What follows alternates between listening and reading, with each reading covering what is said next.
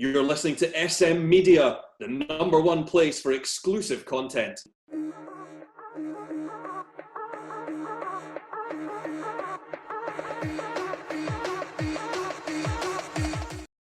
Hi everyone, and welcome to the latest episode of the SM Media Euro 2020 show. I'm Scott McPike, delighted to be your host as always. Got a star-studded panel tonight. We're going to preview the Scotland game. We're going to just have a Scotland special, as it could potentially be make or break tomorrow night. We are joined by Mark Wilson in his Scotland gear. Wilson, how are we? We're nervous? Yes, very nervous, to be honest. You should have seen the nick of me on Friday before the game, but after the first 10, 15 minutes, I calmed down a wee bit. But again, being slightly older than you two, I've sat here many a time waiting for a game like this and always ended up heartbroken, but definitely not this time. Definitely not. Shankers is here as well. Shankers, how are we? Hi, I'm good. Bit like Wilson, it's a situation that we've not been in for a long time, not in my lifetime anyway. So it's exciting, but also a bit kind of daunting, I think, is maybe the word. That it's. I think if you were offered this situation at the start of the group, you would bite the hand off for it. So it's good to be in the position to know that if you win the game, you're going to go. Definitely. Wilson, we'll touch on you first about the game on Friday night. Were you surprised at how it went? Yes, I'll be honest, and I'm the first person always to pick up when I'm wrong as well. And as I said on one of the previous shows about my reluctance to throw in Gilmer in such a big game, I was a wee bit apprehensive and going with tried and tested and playing for a draw as such. But I mean, he completely proved me wrong. As I said, I'd seen bits and bobs of him, thought he was very talented. I just thought the game of that magnitude that Steve Clarke would go with tried and tested, but he come in. And as I say, the first kind of 5-10 minutes, what I thought the change was that Mount started all over him.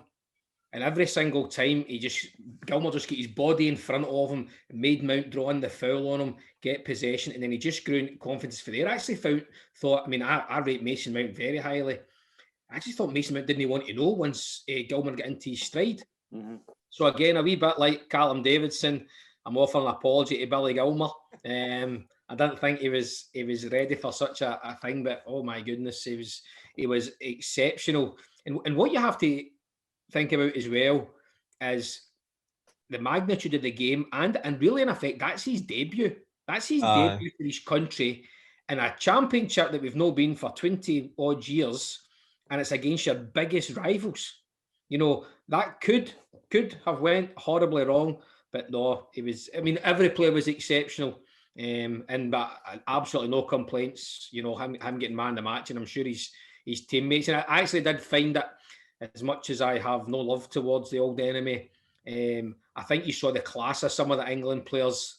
They can obviously maybe regretting that now, sounding them at the end, especially his teammates. Shaking his hand, and like Ben Chilwell was just shaking his head at him as if to say, like, how did you play like that in this game? That's what it was like. But what I thought the good thing was, certainly from the interviews that I saw after the game, Steve Clarke, Stephen O'Donnell, I saw interviews with Scott McTominay, I saw one with. None of them batted an eyelid. So you're actually wondering, how good is this kid at training every day? They were just going, what about Billy Gilmer? Oh, he was all right, aye. We were all going, what? It was absolutely incredible and fair play to the young man, as I say. So here's another apology on mine. Not that I ever said he was a bad player. I just didn't think he would manage in a game like that. So well done. Shankers, fair play to Steve Clarke as well, because he's almost had the balls to go and play him. You know what I mean? It could have been easy to just say both tried and tested and stick a Stuart Armstrong in there or a John Fick, because more caps on him.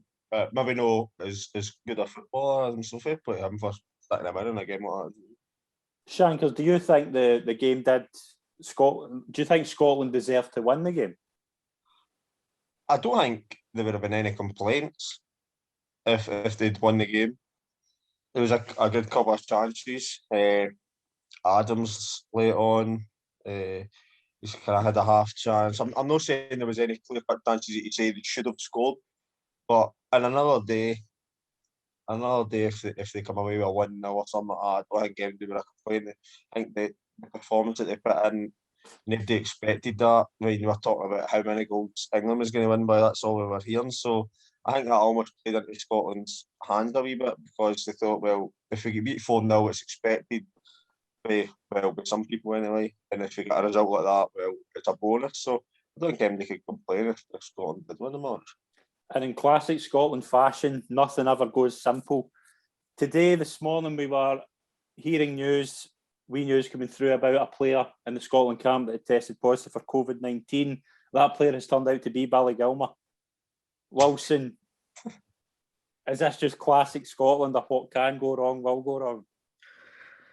It certainly seems like that, but I mean, first and foremost, you have to be gutted for that young man. I know. Aye. I mean, let's be honest here. That's his family, his friends, everyone knows him. But for him, you know, to play so well in that game, and then for that to happen, I mean, it's terrible for him personally.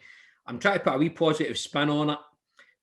And we had a wee discussion earlier in the WhatsApp group about how would the team change.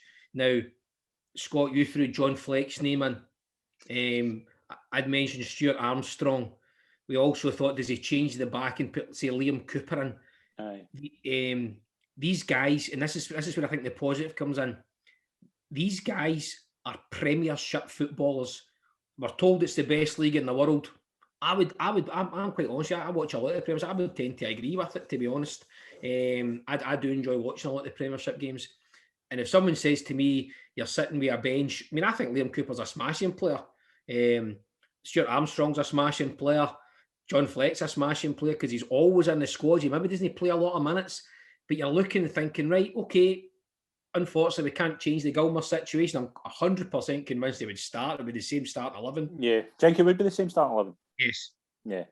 I mean, as I say, Mark, and if Rory pops on later on, will be able to tell us, why would you change a winning, well, not a winning, you know what I mean, a team that brings a performance like that? Because, as I say, we were all in here watching it on Friday night, and, you know, I could imagine people thinking, look at them celebrating a 0-0 draw. England players, I think, would celebrate a draw like that against a France or a Brazil in a World Cup. Aye. You know, clapping the fans, and there's not the gap between the Scotland players and England players, I think, is quite wide. Maybe not as big between England and France and England, Brazil, whatever. But when you're given that amount of praise, and Shankers will know this because he gets a lot of praise from the Talbot supporters. When you're given that amount of praise, you're up here now. Aye. You're up here. Yes, of course, you can fall flat in your face in the next game, but to start that next game, the adrenaline is getting you through it. And I actually think that came in a wee bit in stages, because, as I say, we could pick individual players out. The one I would pick out was Callum McGregor. He's looked laboured this season, you know, but I think he got a buzz from the adrenaline, you know, going round the team. Again, maybe not the most talented player in the world, Stephen O'Donnell, but again, he got a cross in the first couple of minutes. He then had a shot save, which was probably one of our better chances. I think he's kind of hit in at the ground a wee bit. So the guys, those 11 boys, obviously not Billy Gilmour now, but those 10 guys will be high as kites. And then I saw, I think it was Ryan Fraser, and I think it was maybe John McLaughlin. They were running on at the pitch like streakers at the end, celebrating as if they'd actually won it. Mm-hmm. And that shows me that those guys sitting watching are thinking, we are determined, you know, to get into that team or to play a part on this. So, yes, it's really, really sad for the young man. But as I say, with what could come in, I'm pretty confident that, yeah, I think we will miss him, because I actually think for a young man, he's a calming influence in a lot of them. Yeah. But for what's to come in, I'm not particularly worried. See the reason. You see Andy Robertson's interview where he says that Billy Gilmour was that calm, he thought he'd fell asleep on the pitch. But that looked, from an outsider's point of view, that looked exactly right. People have said that for years about him, though. Like, he's a kind of a big head on kind of young shoulders, and I think that's exactly what Scotland need, and that's why I'm kind of thinking, if you bring in John Fleck or somebody like that, you're not changing the shape as much. Like, see if you bring in a Turnbull and an Armstrong. I'm not saying they're going to do a bad job, but Fleck's probably the closest to Gilmour in that system to kind of keep the ball, because Gilmour kept the ball brilliantly the other night, and I think that was a big part of why Scotland did so well, because that ball retention was there. Well, sorry, Matt. Sorry. No, only go. See, that's why I possibly thought he may change the 11 for this game, because we have to go and win it. There's no hiding that. But Croatia play that as a kind of flat 3. Mm-hmm. You know, so I would think rather than playing the 2 sitters and the 1, he might go Callum McGregor as the 1 sitter and play an attacking midfielder with him again, which if I was Steve Clarke, it would be Armstrong for me. But again, you have the option of Turnbull. But I agree with you, Scott. If he's going to play with 2 sitters, then it wouldn't bother me if it was Fleck that come in, because again, he can keep the ball. What about moving McTominay forward? See, I just see one of the things now is, because Gilmour's out, so I have no doubt it would have been the same 11. See, now that Gilmour's out, that if Steve Clarke ever had that element of doubt in his head that he was going to make changes for that 11, say Gilmour was fit, now he's almost got a wee bit more leeway because Gilmour's out. So he says, if he's out, maybe I need to change 2 or 3 rather than a like for like. I agree with Wilson. I'd bring Stuart Armstrong in for Gilmour as well. I know there may be no like for like, as in Gilmour was kind of sitting a wee bit more, but I just think he's got a lot of quality, a lot of legs as well. In the team, he was the one that got brought on for Gilmour when Gilmour was substituted as well. I just think it makes more sense. I think take McTominay out into the middle, then bring another defender in, it kind of unsettles midfield and defence rather than just leave the defence as it is. Bring an Armstrong or a Fleck or a Turnbull. But I think, see, going back on the England thing, I think everything was stacked in their favour as well. Playing at Wembley, this is more on the celebrating a 0-0.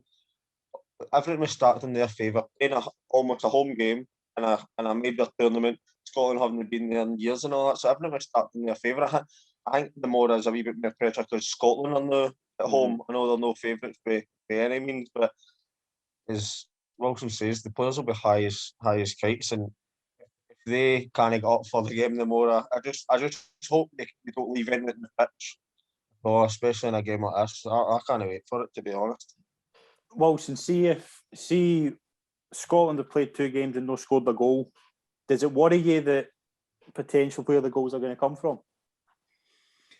No, because if you look through the team, I mean, again, I wouldn't know the exact statistics, but Dykes has scored a few for QPR since he went there. He was obviously scoring goals at Livingston.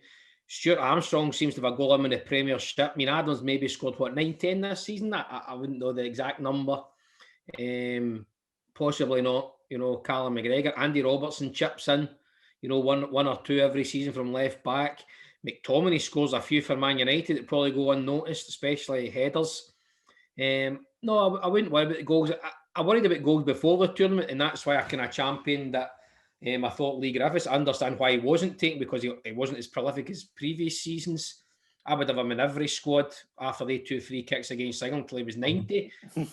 I'd be dragging him out into every squad. But no, because seeing these games, we're expected to, we're hoping to score 1 or 2. I wouldn't have thought we're going to score any more than that, you know. So I think the goal could come from anywhere, you know. Grant Hanley's a very good attacker of the ball at heading it as well. So I think possibly tomorrow, if we could get an early goal, a header from a corner, a set piece or something, then I think it could set us up nicely. But scoring goals, I say, we're not renowned for scoring 5 or 6. I'd be more worried that other international countries that have hundreds of millions of pounds worth of talent aren't scoring goals. Rather than whatever. See if Scotland won the creating chances, I would see why they're not scoring, but they're creating plenty of chances. You know what I mean? See that, especially the Czech Republic game. If Scotland scored 2 or 3 goals in that game, nobody could have complained. If we were limited to England had 3 shots in the whole tournament, and they've got, as Wilson says, hundreds of millions pounds of talent. Scotland have created far more chances. If they weren't creating any, strikers weren't getting in good positions and stuff like that, I would be worried. But as Wilson says, I'm not saying I can see them going and scoring 4 goals of that, but because the chances are creating, I'm not worried about where the goals are going to come from. I'm not really caring who scores, to be honest. As long as you're right, Mark. And you saw Stephen O'Donnell's strike the other night. Aye. You know, if it comes for right back, Andy Robertson had the chance against. So if it comes, no one cares. I don't care if it comes off the back of Modric's head and it's half an inch over the line. It doesn't bother me. But no, I wouldn't be too worried about who or when the goals will come. I just think if we can get, there are people in the team that can score goals. See if we play anywhere near like the last two performances, I haven't no doubt that Scotland will win them on, because you can't create the chances and play. I thought the first game Scotland played relatively well. I don't think they were like terrible. I think they got, like Steve Clarke says, because you get beat 2-0, they were criticised, and because it was probably the only chance to have the 3 points in the group, as a lot of people were saying. But I think if they play similar to the two games, I think they'll do fine, because there's got to be a wee bit of luck going on your side as well. I mean, Pickford's made a great save for Stephen O'Donnell. I think it's not as if he's missed a chance, but it's a top class save. So I wouldn't be worried about where the goals are coming. I think if they play anywhere near the level that we played on Friday night, I think Scotland will win. And I think you guys have touched on it in shows prior. The 2 goals that the Czech Republic scored were absolutely excellent. Let's not get the bush. And as I say, Mark, and as I say, if Rory pops on, see the first goal, that's just one of the ones I don't think you can. Yes, you can stop the cross, blah, blah, blah. But see that, sometimes, see if the fella's just bigger and stronger. And I mean, halves are there, and he's just, and he's put it right in the side netting. So Marshall's got no chance. And then the second one, you can turn and say, it's a piece of magic. But I mean, how many times have we seen Paul Gascoigne's Euro 96 goal this week? That guy's goal's better. I'm sorry, that's better. Because he's not even looked. Again, I'm sure he's discussed Marshall's placement and what. Jinky is too far off his line. For me, absolutely. Mm-hmm. For me, I mean, again, I'm not goalkeeping expert, but I honestly don't think my goalkeeper should boot that D wherever the ball is in the park. But I was talking to Andrew, our goal, and he says he's never ever been that far out his goal.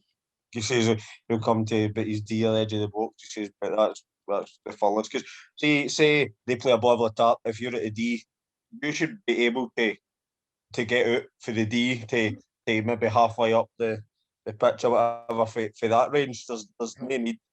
I mean, you see Manuel Neuer doing it.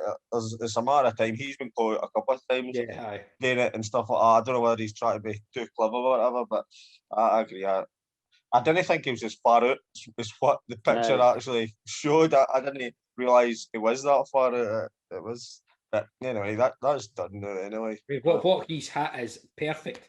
He couldn't have hit any better. He could maybe do that 10 times again. An inch up, down, left or right, doesn't he score? I know. Hit it absolutely perfect. So, what do we think of Croatia though after the 2 games? See, to be honest, they haven't played particularly rubbish. You wouldn't say they're absolutely rubbish, but Mark and I mentioned it earlier. You would have bitten the hand off to be in this position. I think folk were expecting us to beat the Czech Republic, but you'd have taken a draw, and I think people expect us to lose at Wembley. The group was looking as we have to beat Croatia. That's what it's come down to, regardless of how the results went before. You can look at it 2 ways. I think they've got quite, with Modric and that, there's a few older players that maybe were the last tournament, because they got to World Cup a final a few years ago, are they maybe thinking, I'm done now? Or is it this last hurrah? Are they looking at the teams that can get through? I don't know. I just think, I'm hoping more than thinking that momentum and adrenaline will push us through. And I'd like to think no matter how well they play, we'll be able to match it. And if not, go one better.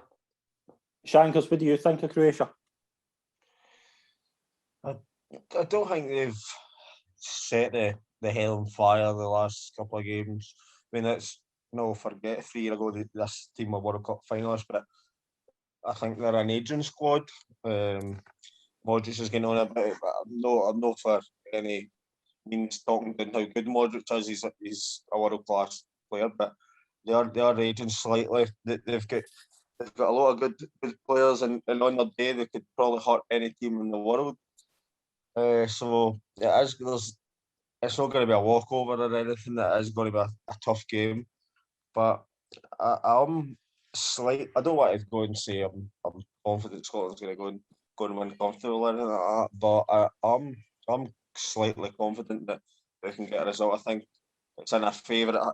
If you were offered the last game at Hampden, a win and you're through, I think you would, as I said earlier, you would bite MD's hand off for it. So it's a good one. It's a good position to be in, and especially after seeing. I think it was Austria beating Ukraine earlier on, almost sealed it. So 3 points, and that's it. It doesn't matter. We don't need any favours for anybody. It's in our hands now, and it's a good position to be in.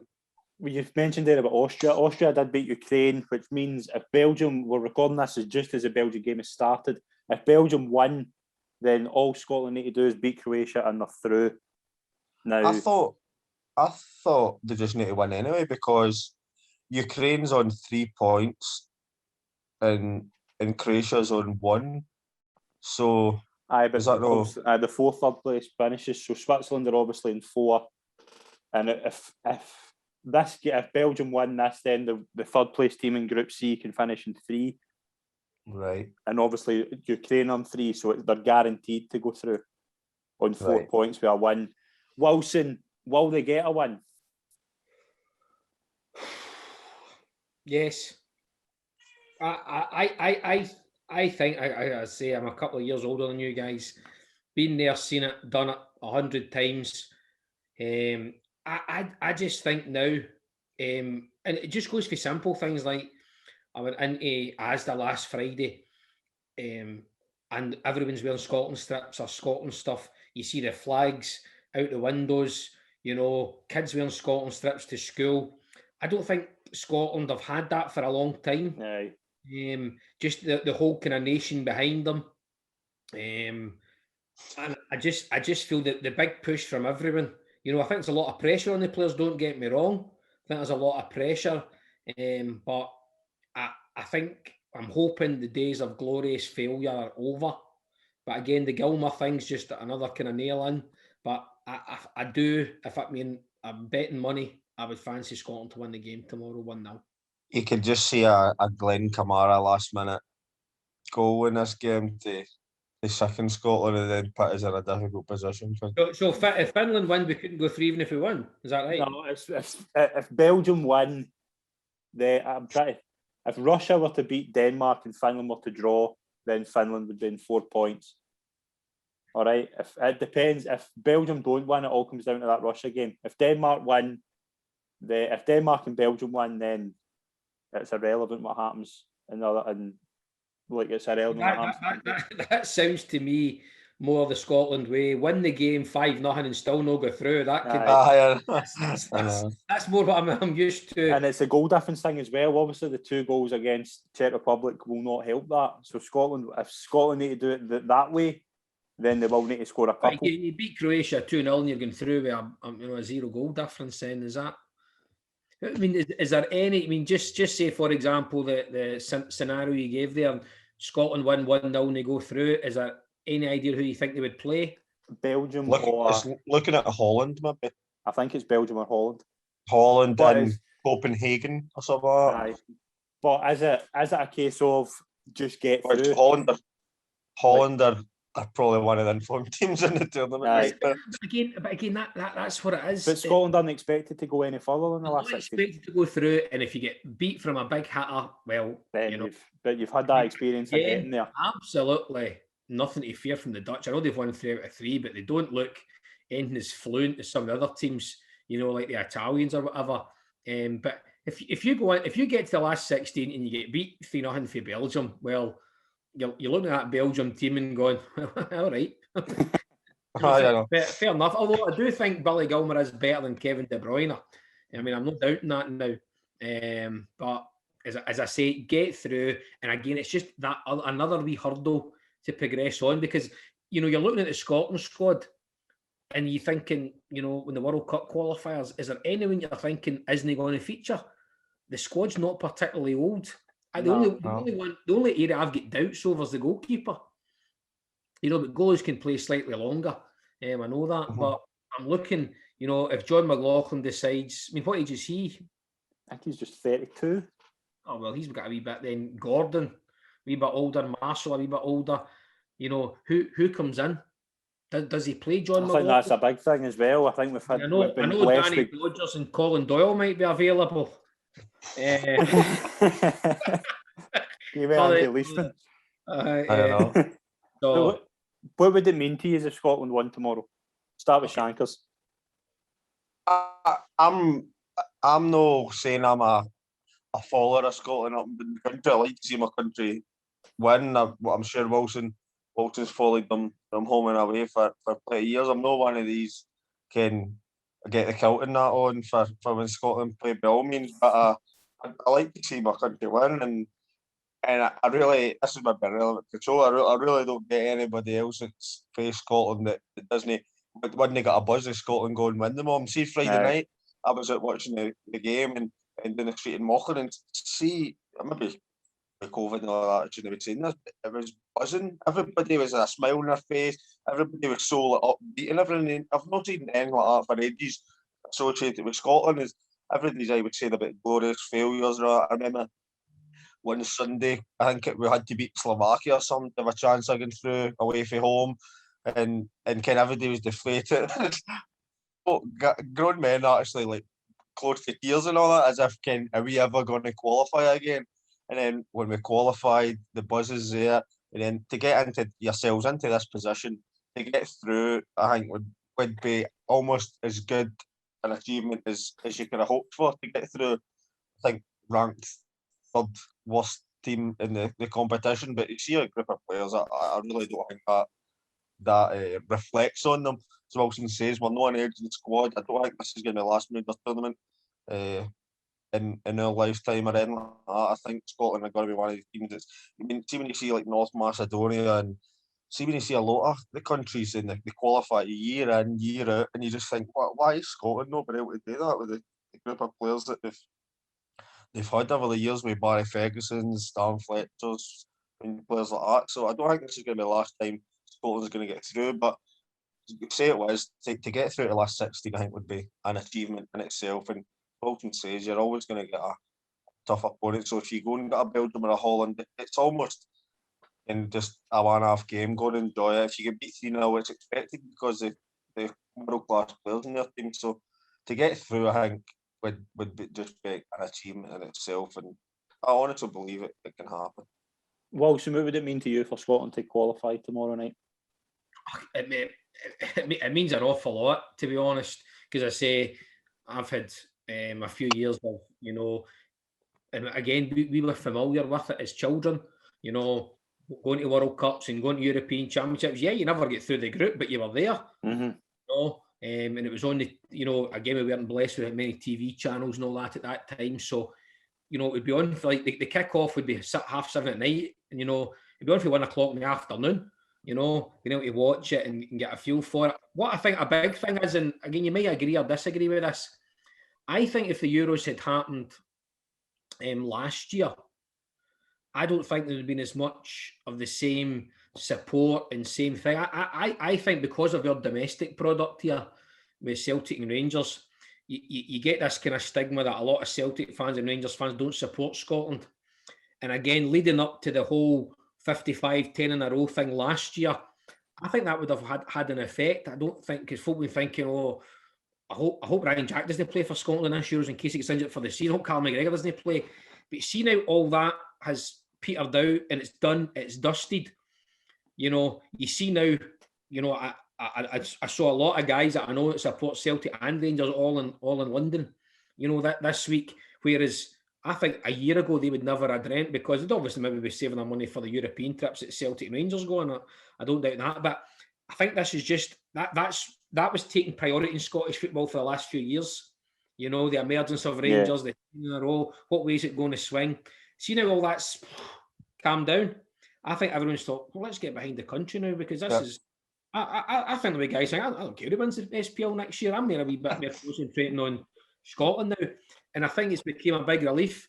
Again, this is a point I was actually going to make earlier, and you're looking now, and again, you can add that to 26 players in the squad. If there was ever a game, in my opinion, for Ryan Jack, it would be tomorrow. Because I think if he'd moved McTominay back and Ryan Jack in there, I think Steve Clarke would have no hesitation in playing 2 attacking midfielders, Turnbull, McGinn or Armstrong, because of that cement that's absolutely behind you. Now, again, you can say that in hindsight. If Ryan Jack had been fit, would Gilmer have made the squad? They play same, again, it's ifs, buts, that type of thing. But for tomorrow at Hampden, I thought if Ryan Jack could have just fitted into a possible 4-1-4-1 or 3-5-2, the likes of McGregor, Armstrong, McGinn would have had no qualms in breaking on beyond the strikers because of what was sitting behind them. And I think that's a loss. Callum McGregor is excellent. You know how highly I rate him. Is he going to be able to, do that same kind of... Because I think Ryan Jack is a wee bit more steel, whereas Callum McGregor, I think, has probably got a wee bit more technical ability, a wee bit more quality. But again, it's ifs and buts. And as I say, when you see guys, missing out in the squad through injury or not selected, and the tournament goes away, it's going with a draw at Wembley, you're thinking, devastated must these guys be. I know. I actually think it's worse for them than possibly, no disrespect for Liam Palmer, who's been in every squad. Patterson comes from nowhere, shows that he's got a wee bit extra, probably more than Liam Palmer, if I'm honest. And Liam Palmer's told, I'm going with this way, blah, blah, blah. You're devastated. But I think Ryan Jack would have been in the squad, and to be injured, and it's the same as probably what Gilmer's feeling now, to be in it and then take that all taken away from you, it must be devastating. And it's 2 players that, in hindsight now, again, you can look at when Scotland played the World Cup qualifiers, could they go with Jack and Gilmer in there? Mm-hmm. Definitely. With the emergence of Patterson, who, let's be honest, gets probably a wee bit more further forward than O'Donnell does. I thought O'Donnell was brilliant that night, though. There was he was. The future's bright. I didn't think he was particularly good against the Czech Republic, if I'm honest. I could understand what Steve Clarke said, but at international football, you have to be up at that level. And I thought he found a wee bit wanting at certain times in the game. He kind of drifted in and out. Again, he didn't pose much threat to him down their side. But I think what helped him was he get the ball into the box early in the England game, and I think he grew in confidence. And as I say, he must be up to here now, and fair play to the guy. I've said how good he was at Kilmarnock, because we always sat down that front. So we always saw him first half or second half, and he was an excellent player for Kilmarnock. And I think that's what folk think. Oh, he plays with Kilmarnock. He's up against 2 guys for Man City, a guy for Spurs. This guy's getting empty today. And it just shows you it's 11v11 at the end of the day. Wilson, what would you rather? Kilmarnock get back up to the SPL or Scotland get through the last 16? I mean, to be honest, the way I'm feeling now, I think Kilmarnock will walk that league. Now, you can record that, Scott, and you can play it next May. When Kilmarnock in League One. When Ayr won it. Champions by Christmas. I think it's a good question, but I think you obviously have to. I'm always a country before club, to be honest. So I would see Scotland. I would see Scotland through because I've got every confidence that Kelly will come up anyway. So see when you're talking about Billy Gilman maybe not making a squad if Jack was fit and all that, it just shows you he was close to not making a squad. And see now, I don't think he'll ever miss out in a squad. No, that just shows you he was that close for not even being in the squad to go and put that performance in at Wembley. It is frightening, man. He will be the next player to win 100 caps. That's what Andy Robertson says. Comfortably, in his interview, he told him, he says, you can basically have as many caps for your country as you want now, almost, because... The only, I mean, again, because he's obviously Scotland, do you think he maybe needs to go on loan or leave Chelsea to play every week? And do we see a better Billy Gilmer? Because, I mean, he set the bar now. Does he get it? I think he will go on loan this summer. I think he'll go for a season. Can you think of a club that Chelsea would allow him to go to? Because, I mean, I look at Spurs' midfield and think they're absolutely honking, but Chelsea ain't going to let him go to Spurs. Do you think he could go abroad? I think that would suit him better because ideally, if he's gone, you can't send him to a team any lower than the English Premier League, and I don't see them sending him to another team in the league because of how good he is and how much he affects a game. So like Chelsea have been notorious for sending players to like Holland and stuff Vitesse. like that. But Do I you think he's too good for teams like that. You I think really we do. would sell him? Possibly. But say for instance that happens, how much money? Because he's no merit at a huge figure on playing, but there's the value of potential. So I mean, because he goes and plays 30 games, or he played 30 games there, and he was ringing the performances that he did against England week in, week out. You're talking mental money because of the way football is nowadays. But obviously, he's not played that amount of games, so you think, does it warrant asking for the £60 million for him, for somebody that's not played as much games, but obviously the potentials. But I think he's in a position. He's in a great position because he can have to go to the manager now and say, well, I need to either play here or I need to go away, because he can't be 20-year-old with that much talent sitting on a bench for Chelsea. It's just a waste. And I think Billy Gilmour, I don't think he's arrogant in a bad way, but I think he's in a good way that he knows he's I think good he knows enough. how good he is. He knows how good he is, and he knows he's good enough to play in the team. But he's got Kante, Kovacic, Jorginho. He's unfortunate in that way, but he needs to be playing for these 20-year-old.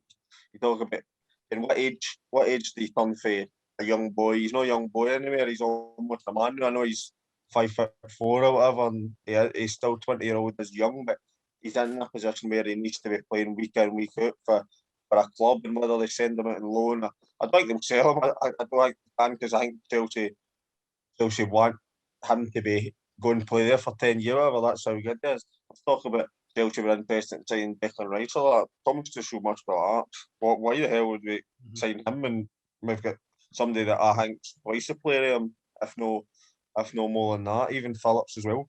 The Yorkshire Pirlo. But then I think somebody saying he played more like a Yorkshire pudding. You'll know better at Liverpool, but you're looking at the likes of Wijnaldum's away, Jordan Henderson. Could Gilmour go to Liverpool? You know, Man United have got Pogba and McTominay, but Matic will be away. You know, could Man United sign him? Could Liverpool sign him?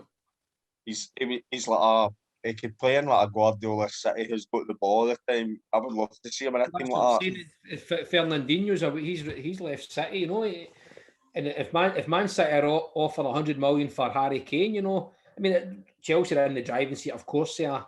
But if Tuchel goes with the three that you mentioned, you know, Kante, etc., next season the boy must be thinking, well, I need to get out here. I need to play. Right. Final predictions for tomorrow night. Shankers, what's the result going to be? Give us a goal scorer as well if you're confident for a win. I'll go 1-0 and I'll go Che Adams, because I think second half against Czechs, I think he was brilliant, and that'll put him in the team on merit on Friday night, and I think he was really good Friday. I don't think him and Dykes were exceptional, but I think see I've seen folks saying the Scotland took a kick off, played the ball, and Dykes just clattered Shaw in the first minute, and he's almost set the tone to let them know, right, you're on the game here. And I think with they two up front, I think they'll be battling in. They're strong, physical. They'll be rushing defenders, and he's had a couple of chances as well where it's not quite happened for him. So I think tomorrow everything could come together, and he could get a goal. I don't think it'll be. I think it's going to be like a 3-2, 4-3 classic or anything like that. Both teams know if they win, they're through almost. So I think that's the only thing that's going against Scotland. Is that Croatia get the point against Czechs, so they have got something to play for as well. Mm-hmm. I mean, everybody's talking about Scotland winning, they're through. We need to remember Croatia win.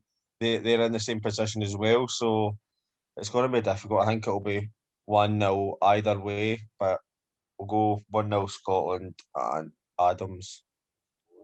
Wilson, what we thinking? Well, Shankers, I'll go 2-0 then. I'll go for McGinn and Armstrong, because I think Adams and Dykes will be able to drag that defence out, and if McGinn and Armstrong can get in behind, I think they could come up with, you know, a couple of shots on target to try and score.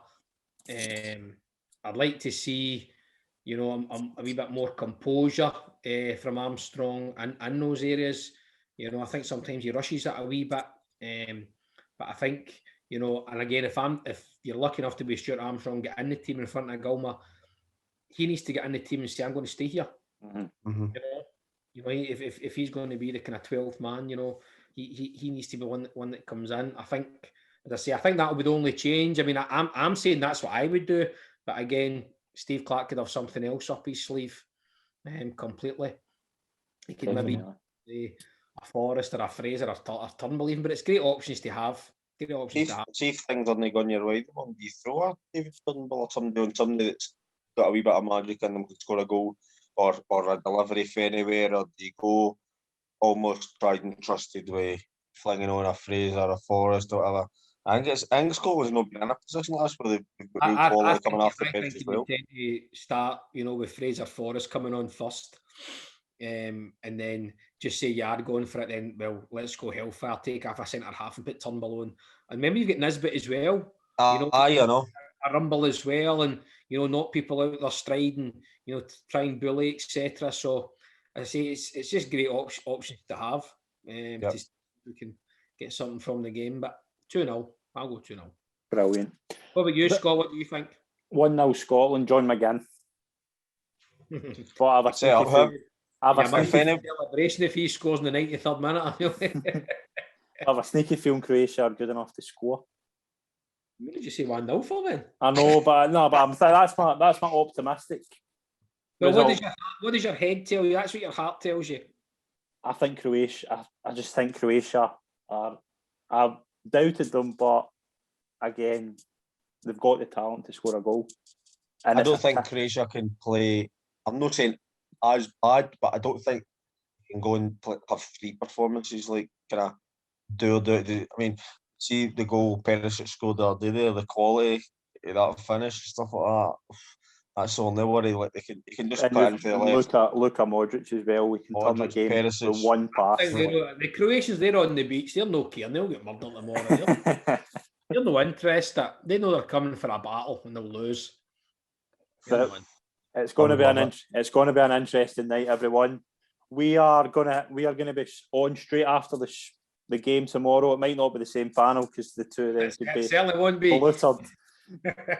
But no, I'll be working Wednesday, so I would love to, but thanks very much for watching, everyone. This Scotland special. Stay tuned for all the exclusive Euro content coming up on the channel. Thanks very much, everyone. Cheers, Wilson Shankers. Pleasure as always.